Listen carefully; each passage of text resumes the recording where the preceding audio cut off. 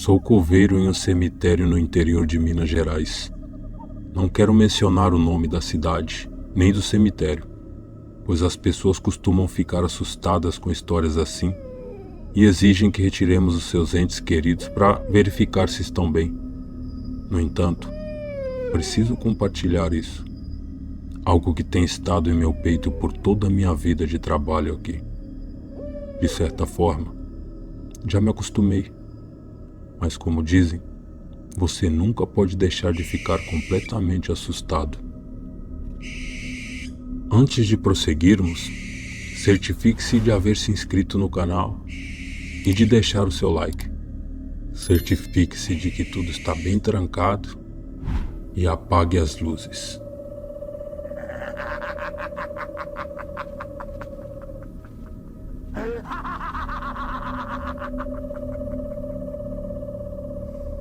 Normalmente, quando sepultamos alguém, já passou por vários exames para garantir que a pessoa esteja realmente morta. Sei que para muitas pessoas parece lógico saber que alguém está realmente morto, mas há numerosas drogas e doenças que podem fazer parecer que a pessoa faleceu, e somente um profissional de saúde pode realmente notar isso. É raro, mas ouvimos falar de 1 ou 2 casos ao longo do tempo em que trabalho aqui. Geralmente, isso é descoberto na funerária antes do preparo, quando percebem que a pessoa ainda está viva. Infelizmente, todos esses casos se devem ao fato de que, no passado, antes de se tornar popular embalsamar as pessoas, eram enterradas pessoas que não estavam mortas. Daí vem os famosos casos em que os túmulos são abertos depois de muitos anos e você pode ver arranhões dentro dos caixões. Felizmente, na maioria das vezes, esses caixões já foram retirados completamente dos cemitérios devido à expansão da população, e é bastante raro encontrar algo assim nos dias de hoje. No entanto, já me aconteceu quando foi necessário fazer uma exumação urgente à noite ou algo assim. Enquanto trabalhamos arduamente para realizar o trabalho o mais rápido possível, às vezes ouvimos pequenas raspagens vindo da terra, como se alguém estivesse arranhando desesperadamente a madeira.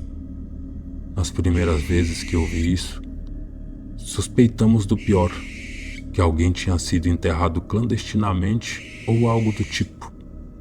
Mas ao observar o teto de onde vinha o som, era fácil perceber que não havia como a terra que vimos ter sido removida anteriormente. Era algo sem sentido.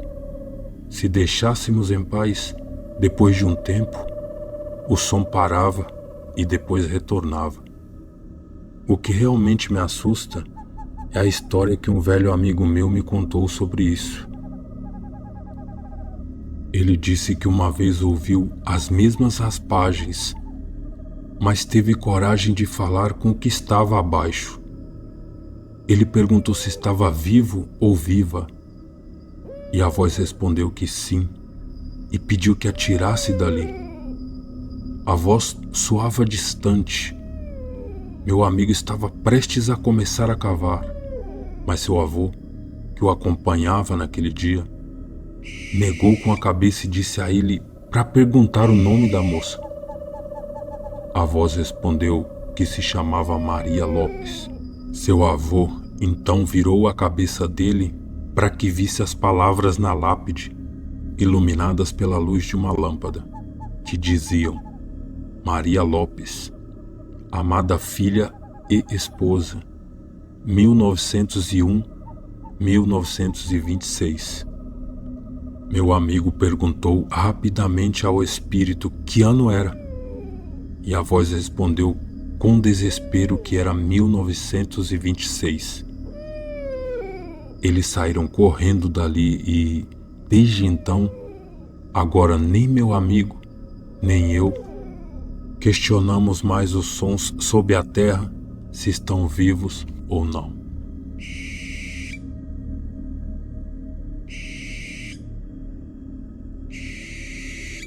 Meu nome é Davi. E o que vou lhes contar aconteceu há algumas décadas e teve como protagonista meu pai, chamado Rubens. Naquela época, ele era muito jovem e trabalhava em empregos temporários, pois não tinha emprego fixo. No entanto, ao descobrir que minha mãe estava grávida, ele se viu na situação de conseguir um emprego estável. Um daqueles dias em que ele estava lendo os classificados no jornal local, viu um anúncio procurando um guarda para o cemitério da cidade. Enquanto a maioria das pessoas recusaria a ideia de trabalhar em um cemitério, meu pai precisava de dinheiro para enfrentar as despesas de formar uma família e a chegada de um recém-nascido. Ele se candidatou ao emprego e, após os trâmites administrativos, conseguiu trabalho. Foi assim que ele conheceu o João, outro guarda do local, a quem posso dizer que ele chegou a conhecer muito bem, já que o João continuou sendo um grande amigo do meu pai após sua aposentadoria. João era uma pessoa calorosa, mas tinha muitos traumas em relação ao sobrenatural, a ponto de nem conseguir assistir a filmes de terror na presença dele, pois isso afetava sua atitude. Voltando ao que importa, quando eles se conheceram, João desejou boa sorte ao meu pai e deu algumas instruções. Não toque em nada que você considere estranho. E à noite, quando Elvio sair para caminhar e passear, não diga nada a ele. Não converse com ele. Meu pai, obviamente, levou essas palavras com cautela. Imaginem um idoso passeando sozinho pelo cemitério no meio da madrugada. No entanto, na primeira noite, algo estranho aconteceu. Durante uma das rondas para verificar se não havia vandalismo, ele se deparou e cumprimentou um senhor idoso que se apresentou como Elvio. Antes de partir, Elvio perguntou se meu pai tinha visto seu mascote. Meu pai respondeu que não. Então o homem foi embora. No entanto, isso intrigou meu pai, pois João nunca lhe disse se o idoso estava sozinho ou acompanhado. Esse encontro casual e as saudações se repetiram constantemente durante a semana. Após um mês de trabalho lá, sempre que meu pai saía para passear, ele estava acompanhado por um cachorro, ou pelo menos parecia estar. No início, meu pai não se incomodou com a presença de ambos, pois de alguma forma ele se sentia menos sozinho.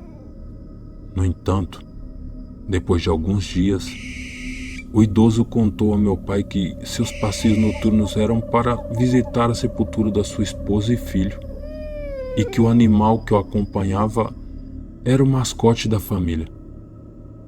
Mas logo tudo mudou. O animal começou a deixar fezes nas lápides, e meu pai pediu ao idoso várias vezes que controlasse seu mascote ou o levasse para passear em outro lugar. Em uma dessas ocasiões, durante a troca de turno, meu pai, já um pouco cansado, mencionou ao João a situação do cachorro. No entanto, ele foi interrompido abruptamente por João por não seguir seu conselho de não conversar com Elvio. Isso gerou tanta raiva que eles mal se falavam por quase um mês. Depois disso, várias semanas se passaram sem que meu pai visse o Elvio, até que uma noite fria e longa, ele reapareceu, desta vez com uma expressão zangada. Em tom severo, ele disse ao meu pai que não deixaria de visitar a sua família. Meu pai concordou em permitir seus passeios noturnos com a condição de que, em uma dessas noites, ele o visitasse em sua guarita para acompanhá-lo e conversar. Embora isso nunca tenha acontecido, o que aconteceu foi que a rotina de cruzar caminho com Elvio e seu cachorro continuou. Aqui quero fazer uma observação. Sempre que meu pai se aproximava de Elvio, o cachorro se afastava. Então nunca conseguiu vê-lo de frente. Além disso, meu pai jurava que mais de uma vez viu o idoso falando como se estivesse respondendo a alguém ou algo. À medida que as noites passavam, a situação piorava. Eles ouviam barulhos na cabine, como batidas e arranhões. Foi nessa época que meu pai retornou com o contato com o João. E ao saber da situação, João recomendou que meu pai rezasse todas as noites. No entanto, as coisas pioraram ainda mais, a ponto do meu pai começar a aparecer com hematomas devido a golpes. Minha mãe pensou que ele estava sendo infiel, mas, obviamente, ao vivenciar essas situações, ele implorou a João por ajuda. João então lhe contou a seguinte história: Olha, Rubens, a pior coisa que você poderia ter feito foi convidar Elvio para sua guarita e querer manter contato com ele. Isso é a causa dos seus problemas. Elvio era um antigo gaúcho com boas posses, tinha terras e fazendas, mas tinha um enorme vício em jogos de azar e acabou perdendo tudo. Desesperado, dizem que ele visitou uma curandeira da região e que conseguiram fazer contato com o diabo. Ele prometeu que não perderia nada de seus bens, mas em troca queria a vida da sua esposa e filho. E ele aceitou. Depois, magicamente, ele foi abençoado com uma herança de parentes distantes, embora tenha morrido em um acidente junto com toda a sua família alguns meses depois. Meu pai ficou chocado, pois havia estado conversando com o morto o tempo todo.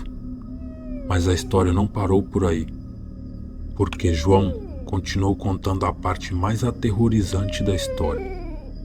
O mascote que acompanhava Elvio não era um cachorro, como meu pai pensava, mas sim um bode. O próprio demônio guardava a alma de Elvio.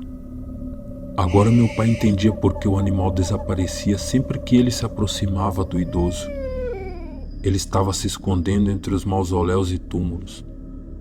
Depois de saber e com insistência da minha mãe, ele renunciou ao emprego no dia seguinte. No entanto, ele ainda é amigo do João. E houve muitas noites de conversa entre meu pai e o João. Eles compartilharam todo tipo de histórias sobre o cemitério, desde adolescentes vandalizando até rituais de magia negra. No entanto, essa é a única história que meu pai compartilhou comigo.